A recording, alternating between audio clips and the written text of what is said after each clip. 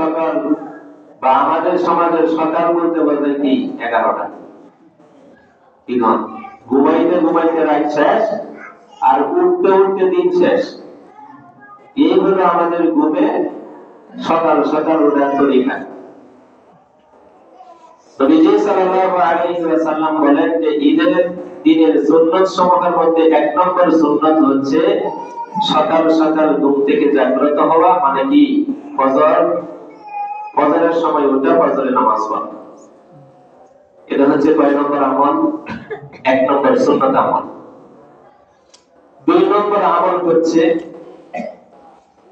মেসওয়াক করা। দুই নম্বর কি করা? মেসওয়াক। এখন আমাদের সমাজে কয়জন মুসল্লি ভাই ভাই মেসওয়াক আছে?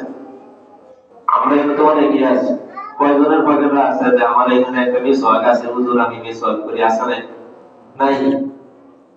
এই সুন্নাত গুলো এখন আমাদের কাছ থেকে কি বিদায় নেওয়ার উপক্রম হয়েছে, চলে গেছে, এগুলো নাই। নবীজি সাল্লাল্লাহু আলাইহি ওয়াসাল্লাম বলেন ওই ব্যক্তির নামাজ শক্ত নামাজ হয়েছে যে ব্যক্তির ওযু শক্ত হয়েছে, আর যে ব্যক্তির মেসওয়াক হয়েছে ওই ব্যক্তির ওযু শক্ত হয়েছে, তার নামাজও শক্ত হয়েছে। মেসওয়াক করার মধ্যে অনেক ফায়দা আছে। এর মধ্যে একটা ফায়দা হলো মৃত্যুকালে কালিমা নসিব হবে। তাহলে এটা কি সাধারণ বিষয়? এটার উপর আমল করার চেষ্টা করবে। তাহলে এক নম্বর হচ্ছে সকালবেলায় ঘুম থেকে ওঠা, দুই নম্বর হচ্ছে মেসওয়াক করা, তিন নম্বর গোসল করা, যেটা ইনশাআল্লাহ আমরা সবাই করে আসি। এটা দিন কি করা? গোসল করা। এটা কি সুন্নাত? সবাই গোসল করে আসবে। চার নম্বর সুন্নাত হচ্ছে পরিষ্কার পরিচ্ছন্ন, উত্তম, তাকওয়াপূর্ণ, পরহেজগারিপূর্ণ পোশাক পরিধান করা। তাকওয়াপূর্ণ পোশাক কোনটা? আমরা এটা সাধারণত বুঝি যে একটা পাঞ্জাবি, একটা লুঙ্গি, মাথায় টুপি। এটাকে কিন্তু আমরা কি পরহেজগারি পোশাক বলি। উত্তম পোশাক পরা জরুরি, নতুন পোশাক পরা জরুরি কি নয়? আমরা নতুন পোশাককে জরুরি বানাইছি, উত্তম পোশাককে জরুরি বানাইছি না। অনেকে বলে ঈদের মানে একটা কি কয় দেয়া না হইলে ভাই নতুনটা কম, কিন্তু না। উত্তম পোশাক পরিধান করা, পরিষ্কার পরিচ্ছন্ন উত্তম পোশাক পরিধান করে নামাজে আসা, যেটা মূলত নামাজের জন্য একটা ইউনিফর্ম বা ড্রেস। সব জায়গায় তো আলাদা ইউনিফর্ম আছে না, ড্রেস আছে, যেটা যে জায়গায় মানায়। আমরা যখন ঈদগাহে আসবো বা ঈদের নামাজে আসবো, নামাজের জন্য আসবো, তখন একটা তাকওয়াপূর্ণ বা পরহেজগারি একটা পোশাক, উত্তম পোশাক পরিধান করে আসবো। আপনি পরবর্তীতে আপনার নতুন জামাগুলো ব্যবহার করেন, সমস্যা নেই, কিন্তু এরকম যেন না হয় এদিকে মেসির ছবি এদিকে নেইমারের ছবি। টুপি একটা দিছে জিমের কথা, হুজুরে বয়ান করবো বা আমার সামনে দিয়ে বইছে রোদে সিরিক মারতেছে,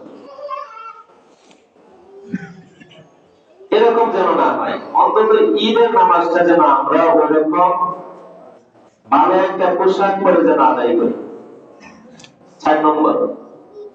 5 নম্বর হচ্ছে ঈদের ভিতরে দিন আরেকটা সুন্নাত হচ্ছে ঈদের নামাজে আসার আগে অবশ্যই মিষ্টি জাতীয় কোনো কিছু খেয়ে আসে, মিষ্টান্ন জাতীয়, যেটা আমাদের সমাজে বা আমাদের গ্রামাঞ্চলে সকালবেলায় আমাদের মা বোনরা কি পাক করে? সেমাই পাক করে। এই মিষ্টান্ন বা মিষ্টি জাতীয় কোনো কিছু খেয়ে ঈদগাহে আসা, এটা হচ্ছে নবীর সুন্নাত। এজন্য সকালবেলা ইনশাআল্লাহ আমরা যখন ঈদগাহে আসবো তখন কি কিছু একটা মিষ্টি জাতীয় বস্তু খেয়ে আসবো, কি করো? খাই ভাই। আরেকটা সুন্নাত হলো যখন সবকিছু কমপ্লিট হয়ে গেছে তখন আসার সময় আমরা শরীরে সুগন্ধি ব্যবহার করব। কি ব্যবহার করবেন?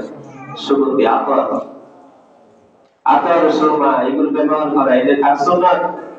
নবীজি সাল্লাল্লাহু আলাইহি ওয়াসাল্লামের সুন্নাত। এই সুন্নাতগুলোর উপর আমরা অবশ্যই গুরুত্ব দিব। তাহলে আপনি সকালবেলা উঠলেন, গোসল করলেন, মেসওয়াক করলেন, উত্তম পোশাক পরিধান করলেন, খাবার খাইলেন, সুগন্ধি ব্যবহার করবেন, এখন আসবেন কোথায়? ঈদগাহে। তো ঈদের নামাজে আসার সময় আমরা যারা আশেপাশের লোক আছি তারা পায়ে হেঁটে আসবো। পায়ে হেঁটে আসা, এটা হচ্ছে নবীজির সুন্নাত।